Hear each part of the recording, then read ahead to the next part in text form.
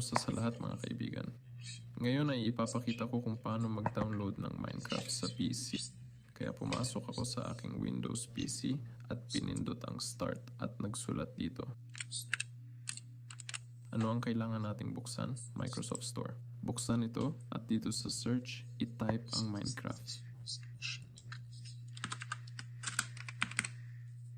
Ayan, Minecraft. Ayan.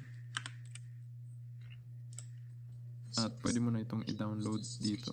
Ang original na version ay mga 10 or 15 dolyar sa tingin ko.